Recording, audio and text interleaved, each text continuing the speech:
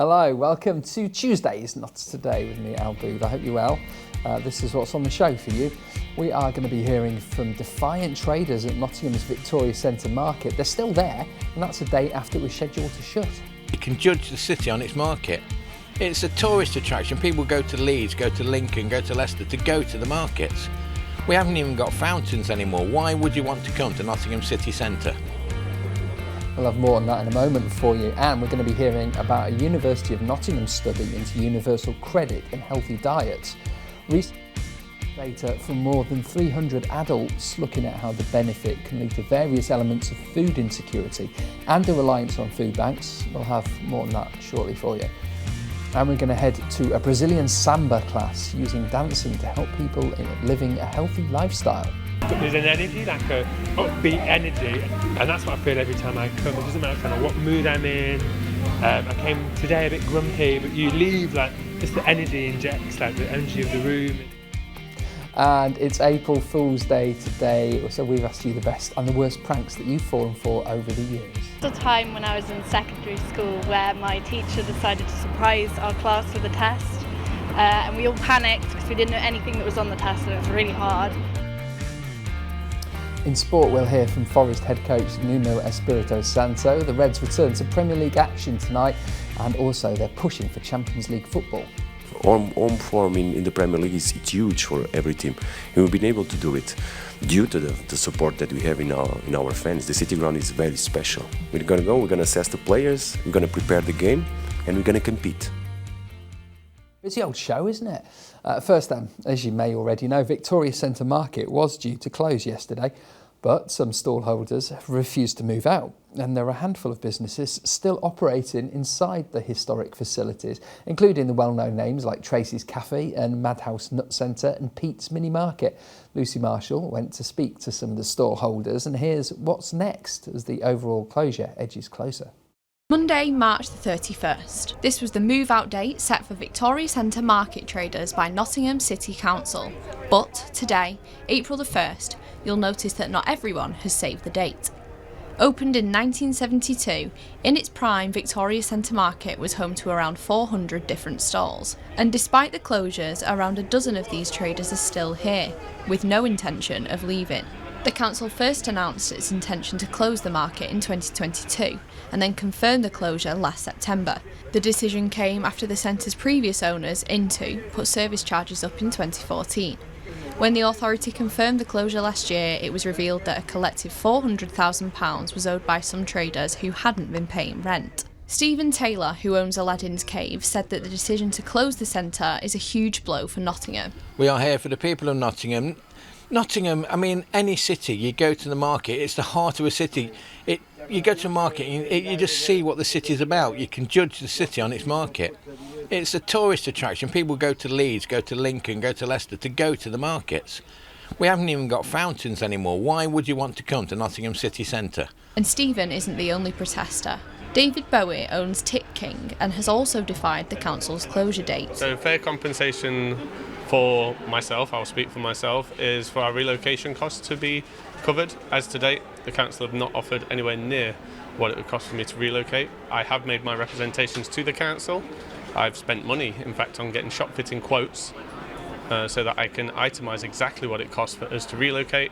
I made those representations to the council. They've only offered me 1/9 of those costs. It's simply not enough. When contacted for a comment, Nottingham City Council described the 31st of March as the informal closure date.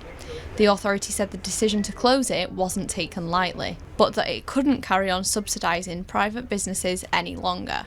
And portfolio holder Councillor Sam Luck said, "We cannot justify using the Nottingham taxpayers' money to subsidise private businesses at a time when demand on council services is so high. It's a shame that there are a small number of traders who have not been open to negotiations. We understand these are people's businesses, but as a council, we have a duty to protect the public purse." Although the future of the market is uncertain, for now, these traders are staying where they are. Lucy Marshall for Notts TV. Right, it is time for our first chat now, and a new study by the University of Nottingham has found that a majority of people claiming universal credit are unable to eat regular meals and receive a balanced diet. The Benefits and Nutrition Study, or BEANS, was led by the university, who researched data from more than 300 adults, and it found that many households who were on less than £200 a week were most at risk of food insecurity. Some even went days without eating, which could lead to severe deficiencies. Well, here to tell us all about it, and the study is study lead Dr. Simon Wellham. Thank you for coming in. Pleasure. So yeah, what led to this study in the first place? Well, it arose at around about the time when the government were originally intending to remove the £20 uplift in universal credit. I don't know if you remember that period. And at that point, there was some considerable concern about food insecurity generally, and in particular for those on the lowest incomes. And so we were concerned to not only find out if things like the drop in the benefits was going to make a difference to the level of food insecurity experienced, but also something that wasn't really understood very greatly at the time was the nutritional impacts that has. So what people are actually eating, because ultimately the lack of nutrients and the mental health impacts really lead to longer term health consequences. So that's why we did it. Right, okay then. And what were the findings then? Wow, it was quite staggering. At the time, the general prevailing feeling was that food insecurity amongst these low-income groups was probably in around about the 30-40%. But what we saw was that, certainly for our respondents, who were all working age people, 85%, nearly everybody, it was almost guaranteed to be food insecure if you were on universal credit at this point. What was particularly worrying was that, I mean, that was worrying in itself, but we categorise people according to the severity of food insecurity. And that's defined by a series of questions that ask what your experiences are. So do you reduce the frequency of meals? Are you reducing the size of meals? And the more severe questions are you losing weight because you can't afford food? And as you mentioned in the start, are you starving yourself for whole days? And we found that about 50% of people were recording starving for entire days, and a combination of those severe impacts was felt by 70%. So 70% of people were very, very food insecure. And that was reflected in their dietary intakes. Right. So the take-home message from the dietary intakes was that people, as you might imagine, consumed a very limited diet. So greatly restricted in the breadth of foods they could consume, very heavily reliant on things like bread for their energy. I think we said 16% of people didn't have a single vegetable for the entire time they were recording their food, and there was 40% didn't have a single piece of fruit. And when you look at the nutrient profiles, whilst for the energy intakes, they weren't massively different to some of the findings you see for the general population, but actually there are specific micronutrients, things like selenium, zinc, iodine, and vitamin A, and iron actually, that were very significantly reduced. Wow, okay. And this is, it's not a choice, is it? It's not someone going, I could have a vegetable or I could have some beige food or something. So we did ask, exactly, there was it's apparent from the data that, as you mentioned, the less than £200 a week makes them far more likely to be food insecure. And when you look at the numbers, it's cast iron. If you've got very little money, then you can't afford to eat. Simple. And so what you have is a requirement to eat something, and what you can choose to eat is of a limited nutritive value. The consequence really for those nutrients that I've mentioned, three of those, iron, zinc and vitamin A, are typically what you see deficient in developing countries that are experiencing extreme stunting. And selenium, I mentioned, was particularly worrying because the way we measure it is to assess it according to the general population's requirements. So we have a thing called the lower reference nutrient intake. And that is the amount required for the 2.5% of the population who need the least. So these are tiny, sedentary, old people. Whereas if you take a gladiator, they're at the very other end, they need the most.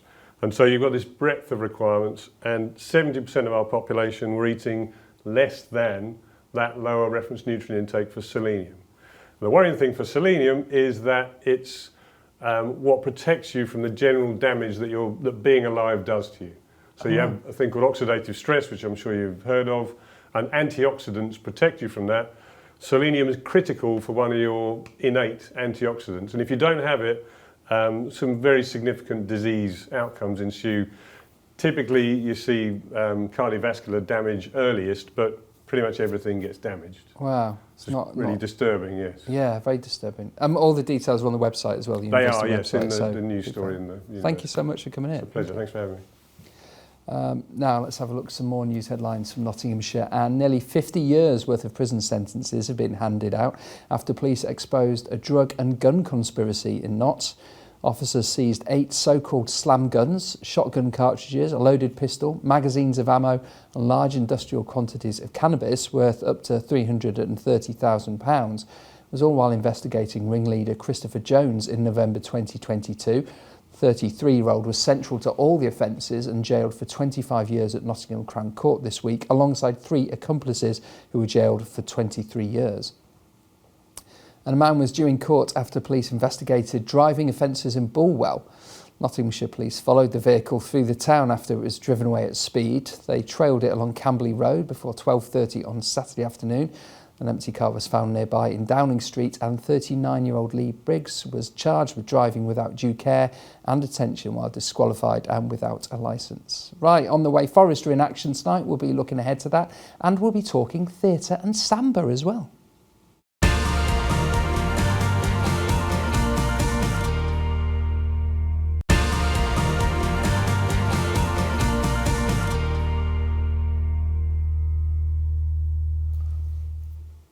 Hello, welcome back to Tuesday's show with me, Al. Thank you for being here. This is what's happening in Notts today. Developers have asked a council for advice about plans to build homes on Greenbelt land in Hucknall. Land at Wyburn Farm in the town was set out for about 3,000 homes for the District Council's previous draft local plan. That's when campaigns by residents to protect the countryside led to the authority removing the site from its forward planning. Now developers have submitted a scoping application, which isn't a formal planning application, but it is asking the authority for its opinion on what details will be needed for a full project on the land. Nottingham City Council is facing a deficit in funding for children with special educational needs because of increasing demand. Councils like the Labour-run authority have been allowed to use their general bank accounts to fund high needs education. This rule is about to come to an end in April next year though. It's at the same time reserves for the funding have fallen by about 7 million year on year, with an expected deficit by next May. A recent meeting heard concerns about this and about the authority going through funding at a rate of knots. Now it's time to move our hips and burn some calories as we just sit here while we watch it actually. The Brazilian Culture Centre in Stenton Market it's all happening there, and we're going to hear why people are using dancing and movement to stay fit. Samba sessions run each week. People attend them and say they go beyond fitness, and it offers them an escape from daily life and the chance to keep fit and meet others in the community as well. It comes at a time when official British Heart Foundation figures show people who regularly dance are more likely to avoid conditions like heart disease. Maria Angel Acosta has got more. Dancing is not just a way to have fun. It is a full-body workout with incredible benefits for both your physical and mental health. It can improve flexibility, energy levels, balance and posture. And according to the British Heart Foundation, dancing can even be good for your heart. Its research found that people who dance regularly have 46% lower risk of cardiovascular-related death compared with those who rarely or never dance. One place embracing these benefits is the Brazilian Culture Centre in Stenton Market. Every week, they offer free samba classes, welcoming people from all backgrounds to experience the joy of dance while learning about Brazilian culture. For Tatiana Wally, the centre's CEO and founder, it means a lot to share her culture with the people of Nottingham. A lot of people say, "Oh, you're Brazilian, can you teach?" And then I start to do like informal classes, Brazilian classes, and with time, it became such a thing. We started the carnivals and parades and performing at many places. And then I thought, you know what, I need to go back to my roots and do the thing that I know the most, basically. So we opened the centre. For those who attend this Samba class, the impact goes beyond fitness.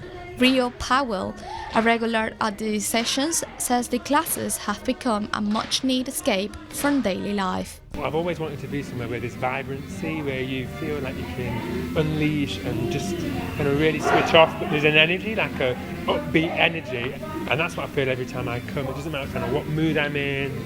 I came today a bit grumpy, but you leave like just the energy injects, like the energy of the room and the passion that the teacher has as well. You pick it up. Meanwhile, Jelena Mathic shared how the classes have immersed her in Brazilian culture and made her feel more connected to the community.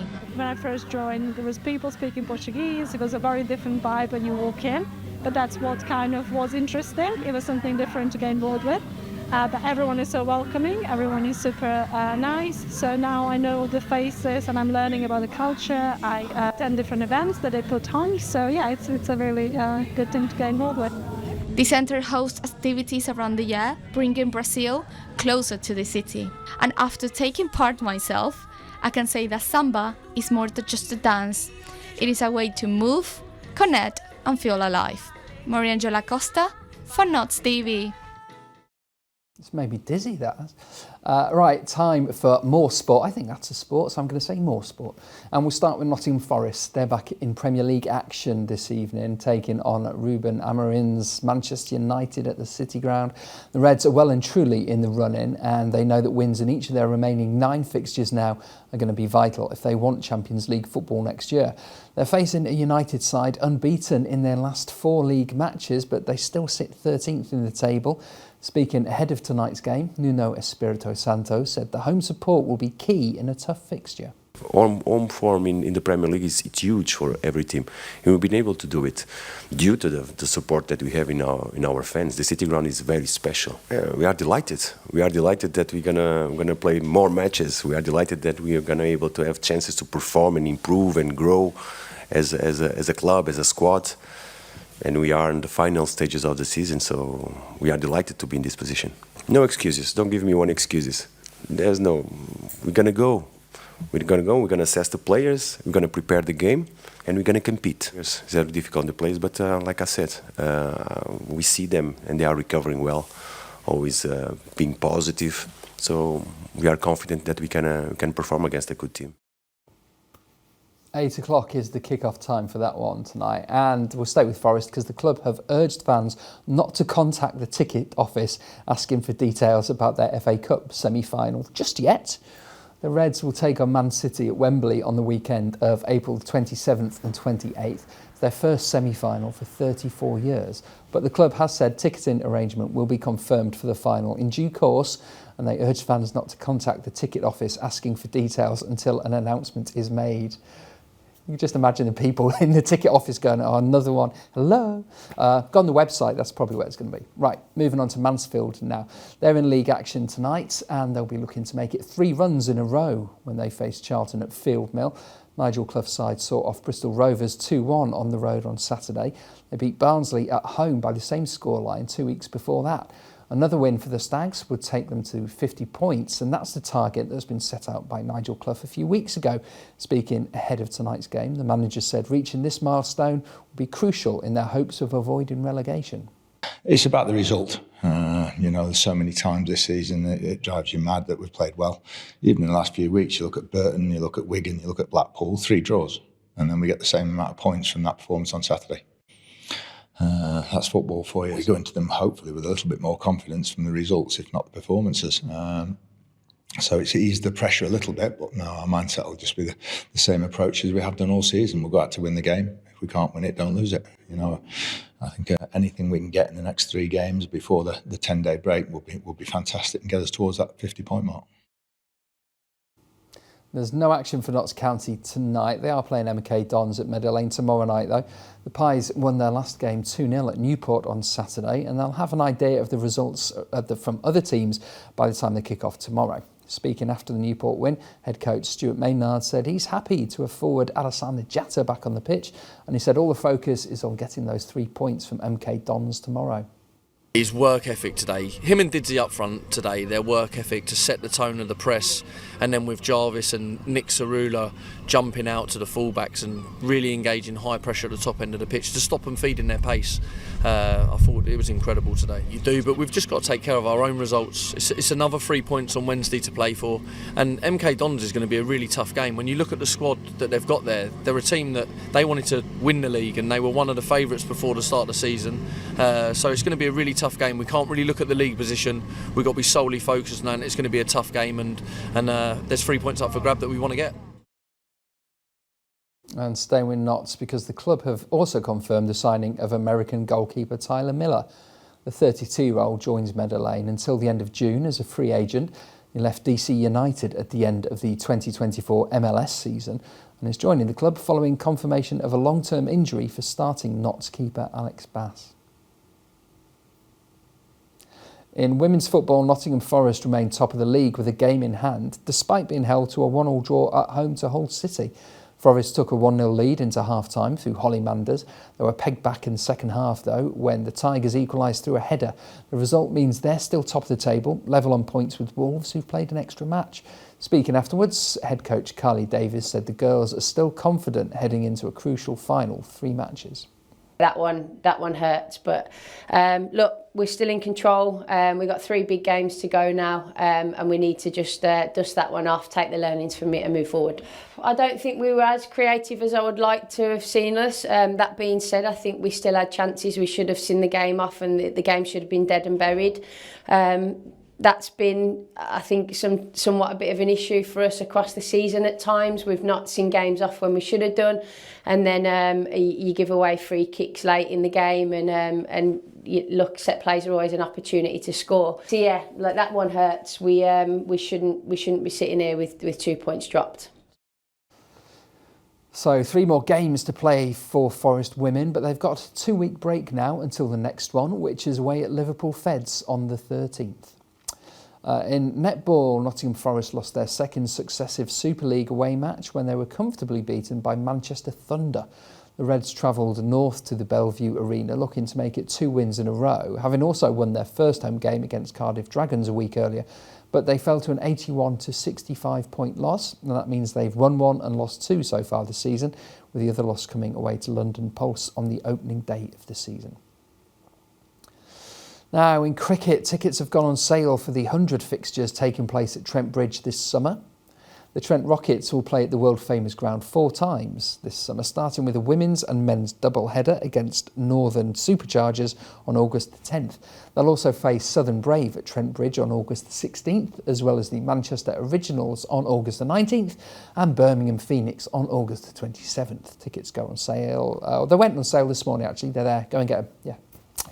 Right, time for the picture of the day. Look at this, very moody black and white shot of Canal Street taken by Captured by Coops.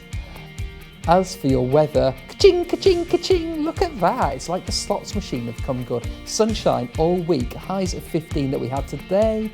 We will have tomorrow after a dry night as well. Nothing but sunshine and highs of 15. And then into Thursday, it's highs of 18 and sunshine. So make sure you've got the sun cream out. Right, on the way, we're going to be talking about a new publication and podcast aimed at empowering theatre audiences in Nottinghamshire.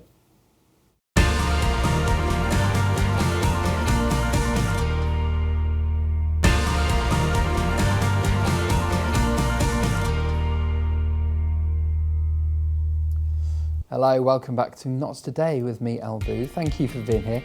There's some more news headlines for your Tuesday, and hundreds of healthcare workers at 2 Notts hospitals will strike this month in a row over pay. Healthcare assistants at Nottingham University Hospitals, which runs the QMC and City Hospital, will strike for 5 days throughout April after the Trust and Unison failed to reach an agreement. Unison said healthcare workers have been working well above their salary band for years and they need backdated pay.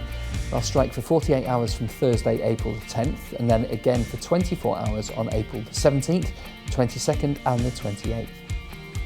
And new car parking meters have officially been installed in West Bridgford as part of plans to offer some free parking and up to 3 hours of on-street fees.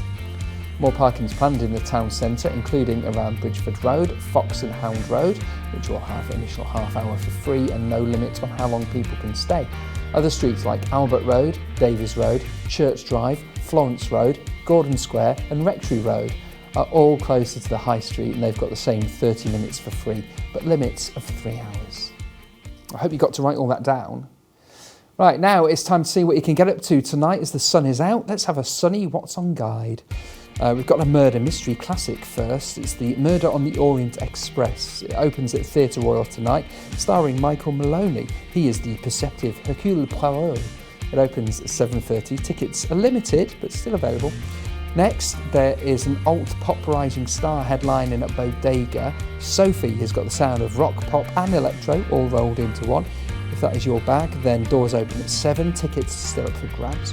As always, Brewdog has got its weekly pub quiz. It's just £2 to enter. You can win beers, bar tabs, even a cash jackpot as well. So if you fancy racking your brain for a brew, that starts at 7 p.m. Whatever you do tonight, have fun. Right, time for our next guest now, and we're going to get creative because a new library-led scheme wants to get more people involved in the arts. Inspire Library's I Am a Creator project aims to empower an audience of all ages by collaborating with professional writers and artists to make creative community opportunities all across Notts.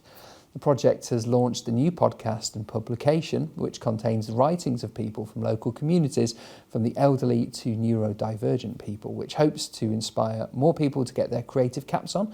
And here to tell us all about the project is Inspire's Libraries and Culture Officer, Michelle Dunstan. Hello, Michelle. Thank you for coming on the show. Hello, thank you for having me. It's an absolute pleasure. Right, tell us, how did all this come about then? What's the thinking behind it? The thinking behind it, I think it's based on like a genuine belief that we all have the potential to be creative and can benefit from creativity. And what we wanted to create was some really accessible but wonderful opportunities for people to explore their creativity. Within it says not everyone recognises themselves as creative. I mean, in what sense? I mean, what is a creative person? Yeah, this stems back to a project that we did called I Am a Reader, and we worked with with readers from across the county, and asked them the question: do you think reading is creative?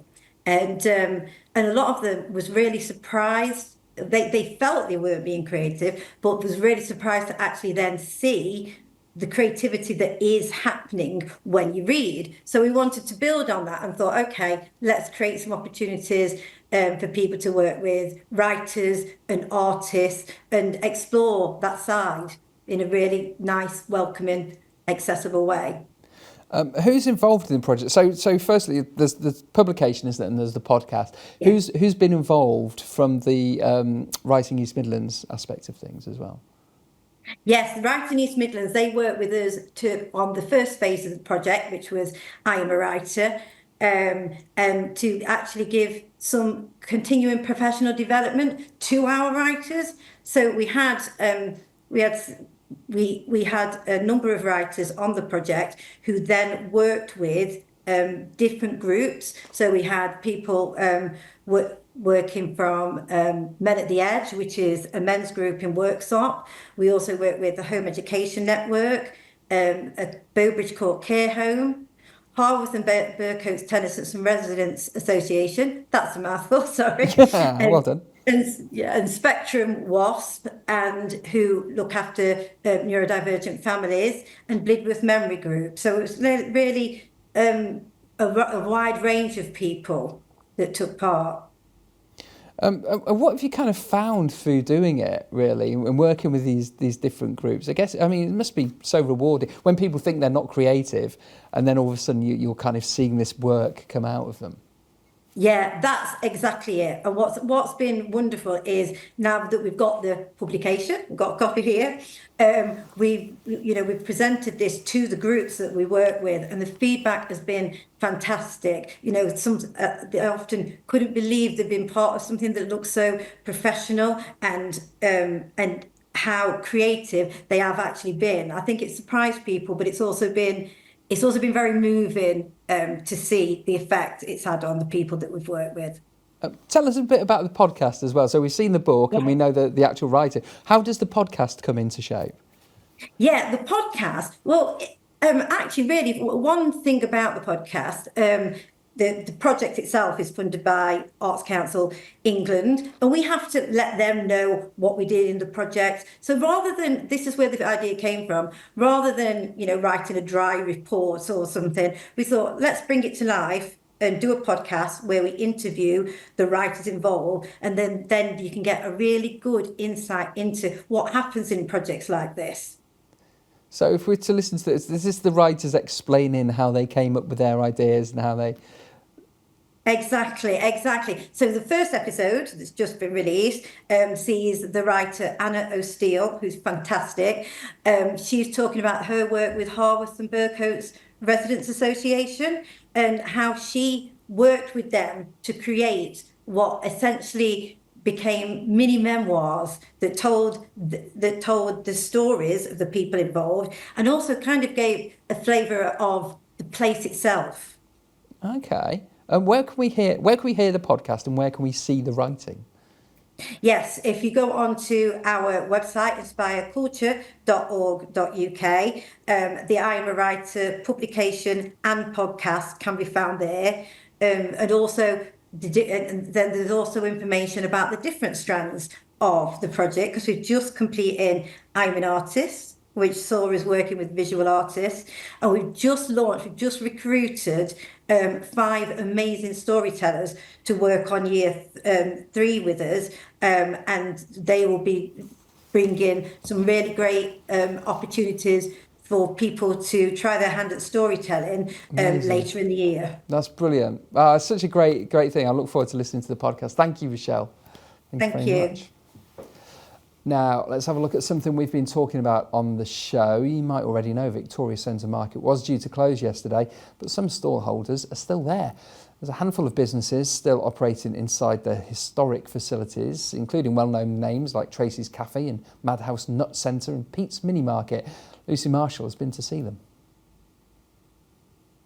Monday, March the 31st. This was the move-out date set for Victoria Centre Market traders by Nottingham City Council. But today, April the 1st, you'll notice that not everyone has saved the date. Opened in 1972, in its prime, Victoria Centre Market was home to around 400 different stalls. And despite the closures, around a dozen of these traders are still here, with no intention of leaving. The council first announced its intention to close the market in 2022 and then confirmed the closure last September. The decision came after the centre's previous owners, Into, put service charges up in 2014. When the authority confirmed the closure last year, it was revealed that a collective £400,000 was owed by some traders who hadn't been paying rent. Stephen Taylor, who owns Aladdin's Cave, said that the decision to close the centre is a huge blow for Nottingham. We are here for the people of Nottingham. Nottingham, I mean, any city, you go to the market, it's the heart of a city. You go to a market, you just see what the city's about. You can judge the city on its market.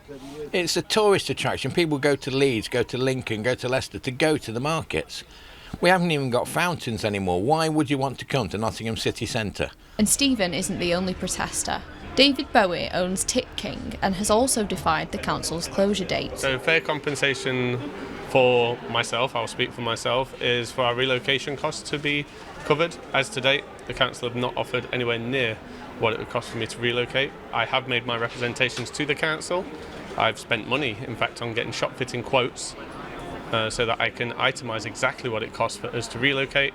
I made those representations to the council. They've only offered me 1/9 of those costs. It's simply not enough. When contacted for a comment, Nottingham City Council described the 31st of March as the informal closure date. The authority said the decision to close it wasn't taken lightly, but that it couldn't carry on subsidising private businesses any longer. And portfolio holder Councillor Sam Luck said, "We cannot justify using the Nottingham taxpayers' money to subsidise private businesses at a time when demand on council services is so high. It's a shame that there are a small number of traders who have not been open to negotiations. We understand these are people's businesses, but as a council, we have a duty to protect the public purse." Although the future of the market is uncertain, for now, these traders are staying where they are. Lucy Marshall for Notts TV. Interesting story. I love that David Bowie is the after the Watches as well. I wonder if you call him Tiki Stardust. Who knows? Now, police have launched an appeal after a student was assaulted at a city centre tram stop. It happened at 3 o'clock on March the 17th at the Lace Market stop in Nottingham. A 15-year-old boy sustained facial injuries after being targeted by a small group of people in the afternoon. Police say a 19-year-old man and a 16-year-old girl have been arrested, but they want to speak to people pictured in the images on screen. You can call them on 101. And police have arrested a man after discovering a large cannabis plantation in Mansfield. Officers conducted plainclothes patrols along Smith Street on March the 29th and discovered the grow inside a home. More than 170 plants were seized. It also bypassed the electricity as well. It spread the property was set alight, and they said a suspect has been charged. Now, April the 1st means all the fun and games that we have, so we want to know, did you fall for any? Did you play any? We'll find out next.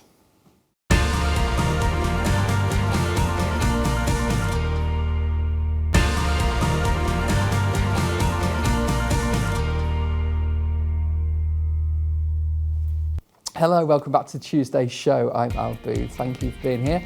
This is what's happening in Notts today, and the deadline for potential new on-call firefighters in Notts is just hours away from closing.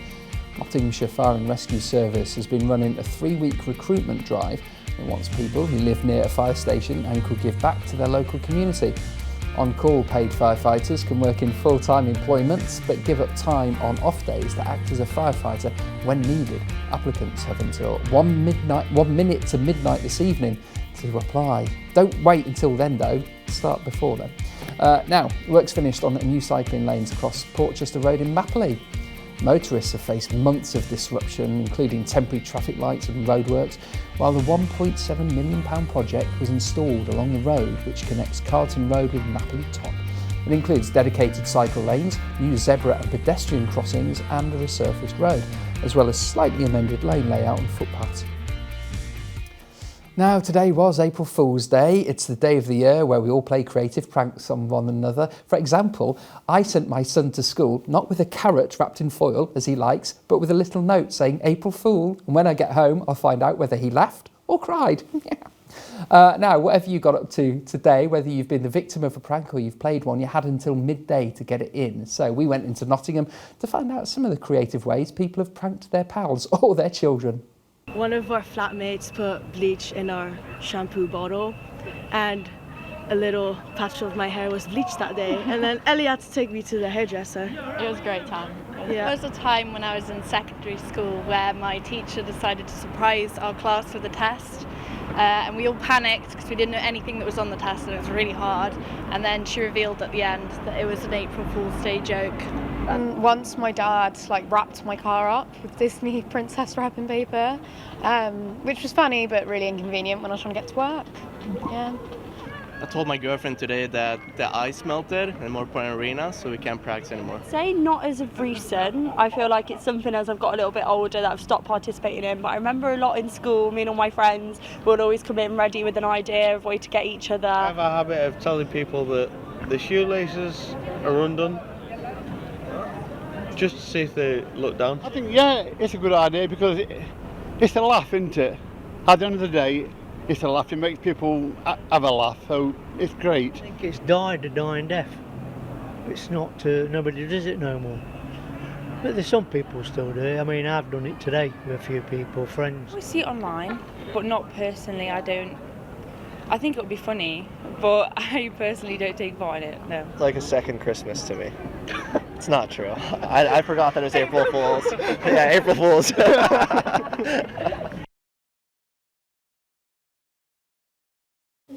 Right then, let's talk theatre now, shall we? Because there's a great show coming to Long Eaton as Leo's Music Theatre Company is performing a musical of Made in Dagenham. That follows the true story of the 1968 sewing machinists strike. It influenced the passing of the Equal Pay Act. You may have seen the film, perhaps. But the themes of equality don't stop there. The theatre itself is making huge strides to make the stage more accessible than ever. Their commitment to open professional productions has won them an Eagle Award, and this show is going to have sign language interpreters, it's going to have touchable props and relaxed performances as well. And here to tell us more is accessibility and audience development lead Rebecca Morley, as well as specialist Ellie Ball with advocate Lily Ray. Thank you for coming in. Thank you. Hi. How are you all? Good, thank you. Yeah, really good. Tired. Except for a horrible day from school. Tired. Oh, Lily Ray, you just chill out at the end, then we'll come to you in a bit. Yeah, Rebecca, tell us all about it and how has this come about and why is it happening? So I'm on the committee for Leo's Musical Theatre Company. I'm also a performing member as well. And we started a crowdfunder a couple of years ago to start bringing in the ability to have a BSL interpreter, which was fantastic, but we didn't want to stop it there. So we've been continuing to fundraise. We've been sponsored by a number of local independent businesses as well. And we've gone on to develop the Touch Tour beforehand as well, which Ali will tell you a bit more about. We also offer free tickets for essential carers as well. We have an audio programme. So yeah, we've got quite a lot going on. Really working hard. Well, Ellie, then, yeah, you tell us about it. Yeah, no, it's really, really good. Rebecca and Leo's, the work they're doing to make the performances more accessible, it's great for the people with disabilities. So we're doing the Touch Tour, which is before. So that is a lot of people, obviously, with vision impairment and their carers, the people that they've brought along. We get them up on the stage, obviously before the show starts, and they get to get really close and up with the props and all the costumes. Sometimes they get to meet some of the characters as well, so they can start to recognise some of the voices, like when they're coming on off stages. And they get to sort of really immerse themselves within the show that they're just about to watch, so they get a little bit more of an idea without giving too much away either. It's a great chance just to sort of see them before the show as well, because if there's anything like unexpected, any like loud bangs or gunshots or shouting or anything like that, it's good to sort of like pre-warn them and give them a little bit more information about it. So yeah, it's really, really good what they're doing. Okay. Ellie Ray, I don't want to press you too much. You've had a hard day at school. I know you don't want more questions, but are you a theatre fan? Yeah, I personally actually like acting. If someone, like at school, if someone gives me like a motive or something, I'm really good at acting. My best thing is fainting, actually. Wow. I mean, is that to get out of lessons or? No, that's just a natural act that I can do. I don't know why I can do it as well. So as an actor, as a thespian, how important is something like this to you? How helpful? It's really important because you can actually understand what's going on. Because for my eyesight, if I'm too close, it's hard for me to see, but if I'm too far back, it's hard to see anyway. So it's more like distance. So if you have like an audio, like they have, it's easy to be able to read and follow along to what they're doing if you can. And then also with the Touch Tour, if you're wondering about that, it's basically very like you can feel a lot of props. Like I went to a show of theirs and there was like guns in a sachet, and you could pick it up, you can move it around, and you can actually feel it. And they do kind. The wigs as well, didn't you? Yeah, that was Calamity Jane. That was Calamity Jane. Yeah. And it was really like sensory for like people who need sensory. Okay. It was also very like nice to go backstage and also see all the actors, even though they weren't doing anything except from eating and probably like getting ready. It was interesting to like see any further props at the back. Okay. Oh, you get the smell of the grease paint, darling. That's what the theatre's about. And how has it been received then, Rebecca? I think we've got an idea, haven't we? But... Yeah, I mean, thank you for that, Lily Ray. and yeah, it's great as well to have people like Lily Ray come along and give feedback as well, because, you know, we're still early days doing this, so we're wanting to always improve and learn basically from the experts, such as yourself, how it can be received. So we work really hard. The whole company are so supportive. It's not, you know, it's not a one-man thing. This is everybody getting involved. The committee are incredibly supportive, and what we're really wanting to do is for this to become more of a norm within local amateur dramatics, because it's closer, it's more affordable, and people might want to participate themselves. Yeah. So we want to let people know that our performances are for them too. And we kind of really want to spread the word and do joined up working with other local theatre groups. So our hope is to fundraise money. We've got a lottery bidding at the moment. And if we're able to do things like this, we hope to have audio described performances, closed captioning, portable hearing loop system that other companies would be able to make use of. That's fantastic, isn't it? It's really growing as well. So Made in Dagenham, we needed to move on, unfortunately, because I could chat to you all night. And I know you want to go and just chill out. You know. When's it on? When can we go and see it? So it's on next week. So the Tuesday the 8th through to Saturday the 12th. So there's evening performances at 7:30 and a matinee, which is a relaxed performance, and that's on the Saturday at 2:30. Touch tour beginning at 1:15. Yeah, that's what the touch tour is going to be. Fantastic. That sounds so brilliant. Thank you so much. Lily Ray, please don't fake now, because that's going to cause all sorts of headaches. Thank you so much for coming on. Right, elsewhere here on Notts TV, it's Team Talk. Mark Shardlow and Charlie McParlin last week gave their predictions for this week's midweek's fixtures. Forest play at home to Manchester United tonight, of course. Mansfield take on Charlton at the One Call this evening. Last week they were joined by Notts keeper turned Mansfield goalkeeping coach Seamus McDonough. Here's what they thought. What about Tuesday night when Manchester United come to the City Ground? Draw. Okay, why you've been so critical of Manchester United this season? Why are you thinking they're going to come and get points? I hope I'm wrong, but just like maybe that gut feeling. Yeah. They can turn it on when they want. But obviously, I'm hoping for a win. But I was only joking about putting the reserves out. By the way. Yeah, get that. Seamus, what are you thinking, Manchester United? I mean, it's going to be a big game. Yeah, I mean, there's so many Manchester United fans, whatever their position I can is, see it's going to Forest be a great winning, but atmosphere. as long as they don't lose. Don't lose it. I think that's the thing for this stage of the season. I can see them winning at the form they're in, but don't lose. Yeah. In midweek, it's home against Charlton. Charlton are one of the form sides, fourth in the division. Tough game at the One Call for Mansfield Town. Can they make it back-to-back home wins? Yes, I could maybe see a draw for that one, but Mansfield are a team and they've got everybody fit. They could beat teams like that at home. Yeah. I know they've got a wee bit. And we'll have reaction to tonight's games and, of course, the FA Cup quarter-final win for Forest on the new Team Talk, which is on tomorrow night at 8 o'clock. Right, another look at your picture of the day, because it's so good. Love this. Canal Street, taken by Captured by Coops. You can send us yours on @Notts_TV. Let's look at the weather, because again, that's just so good to look at. Tonight is going to drop to 4 degrees overnight after a lovely sunny day, and tomorrow is a carbon copy of today, really. Highs of 15 degrees. The sun doesn't set until 20 to 8, and it's sunny, beautiful. And then Thursday, oh yeah, sunshine, highs of 18. It's springtime with a little bit of summer in the way. All right, thank you for being here with me. Mark Dennison's with you at 5:30 tomorrow, and I'll see you again soon. Bye-bye.